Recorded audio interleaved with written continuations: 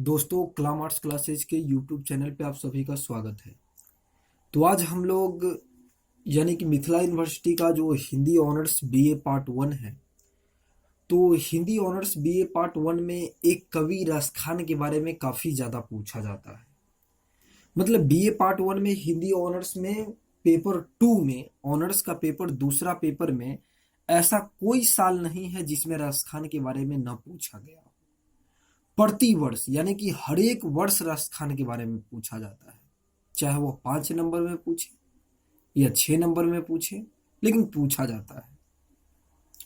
तो चलिए आज हम रसखान के बारे में जानेंगे कि देखिए, रसखान जन्म इनका 1533 में हुआ था और मृत्यु हुआ था 1618 में। जीवन परिचय।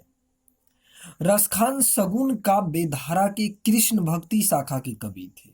रसखान यानी कि कृष्ण भक्ति शाखा के कवि थे, सगुन भक्ति धारा के कृष्ण भक्ति शाखा के कवि थे। देखिए, रसखान एक मुस्लिम थे और मुस्लिम कृष्ण भक्ति कवियों में इनका नाम बहुत उच्च श्रेष्ठ स्थान है। तो रसखान सगुन काव्य धारा के कृष्ण भक्ति शाखा के कवि थे और हिंदी के मुसलमान कवियों में रसखान का महत्वपूर्ण स्थान है। यानी कि जितने भी मुसलमान कवि हैं, सब में आप देखिएगा रसखान का एक बहुत महत्वपूर्ण स्थान है। रसखान का पूरा नाम यानी कि इनका वास्तविक नाम था सैयद इब्राहिम। रसखान का पूरा नाम क्या था? वास्तविक नाम सैयद इब्राहिम रसखान था। रसखान का जन्म 1533 ईस्वी में हुआ था। देखिए, रसखान का जन्म 1533 ईस्वी में हुआ। डॉक्टर नागेंद्र इसका जन्म 1533 मानते हैं।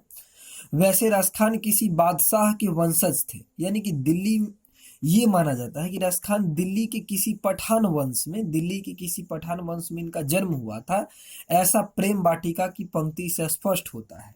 रसखान की अंतिम रचना मानी जाती है प्रेम वाटिका। 1614 में ये प्रेम वाटिका की रचना की है।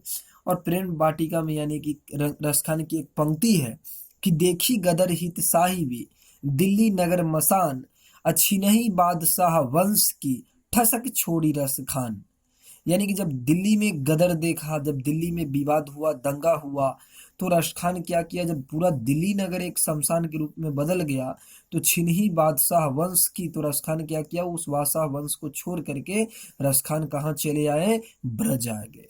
और रसखान ब्रज भूमि में आकर के, रसखान ब्रज में आकर के कृष्ण की भक्ति का, कृष्ण की लीला का गुणगान करने लगे। 252 वैष्णव की वार्ता, जिसके लेखक गोकुलनाथ है।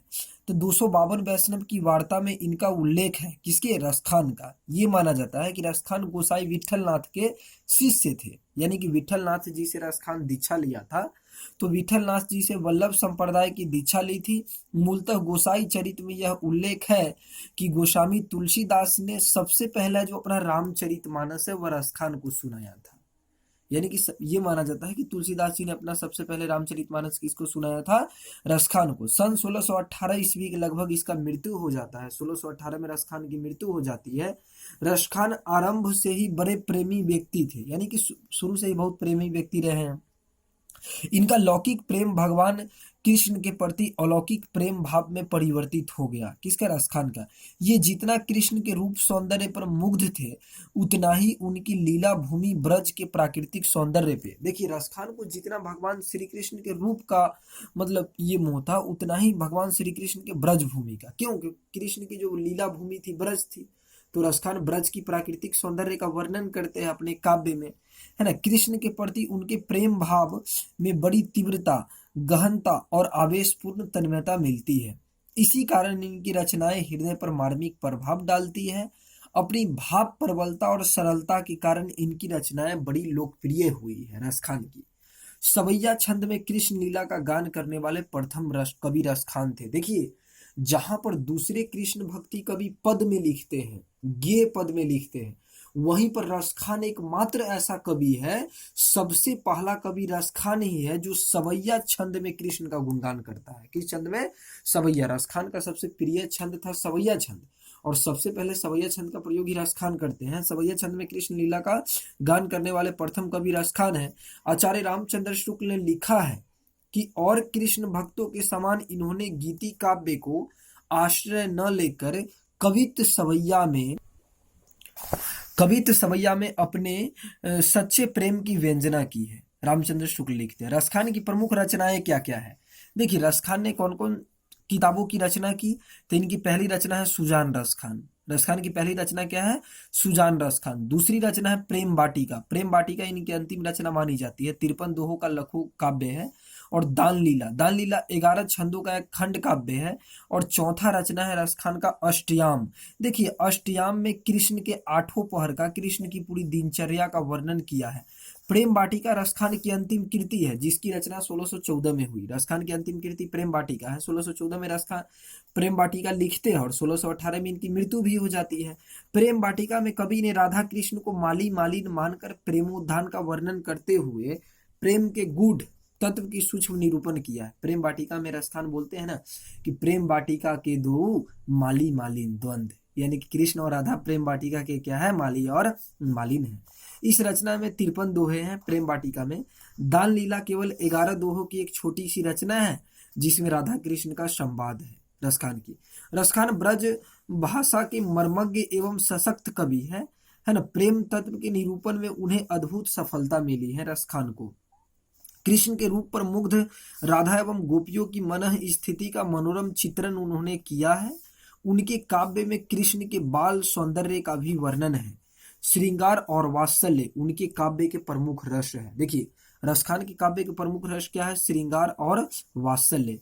सवैया कवित दोहा छंद उन्हें प्रिय है, लेकिन सबसे ज्यादा प्रिय है सवैया। क्या है? सवैया। उनका प्रेम स्वच्छंद प्रेम है, किंतु उनमें सूफियों की प्रेम का अनुकरण नहीं है। ब्रजभूमि के प्रति उनका अनुराग निम्न सवैया में प्रकट होता है। मतलब मैंने आपको बताया है कि जितना रसखान को कृष्ण से प्रेम था, उतना ही रसखान को कृष्ण की लीला ब्रजभूमि से भी प्रेम था। इसीलिए रसखान अपने एक पद में लिखते हैं कि मानुष हो तो वहु रस खानो, अब बसो ब्रज गोकुल गाँव के ग्वारन।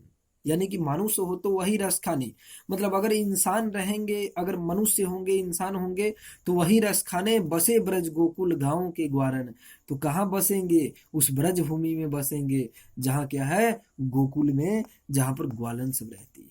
इसी प्रकार कृष्ण के रूप का मनोहर चित्रण उनके काव्य में हुआ है।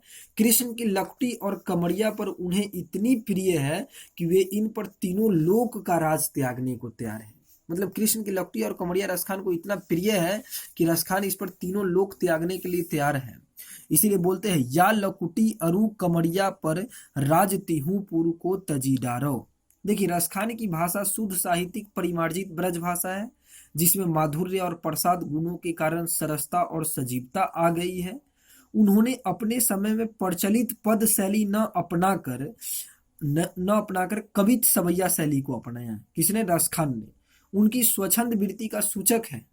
इन्हीं कारणों से भारतेंदु हरिश्चंद्र ने लिखा है, रसखान के बारे में भारतेंदु हरिश्चंद्र कहते हैं कि इन मुसलमान हरिजनन पर केतिन हिंदू वारी। मतलब इस मुसलमान हरिजन कवि पे करोड़ों कितना भी हिंदू को निछावर करना पड़े कर देंगे। कितने केतुन हिंदू वारी।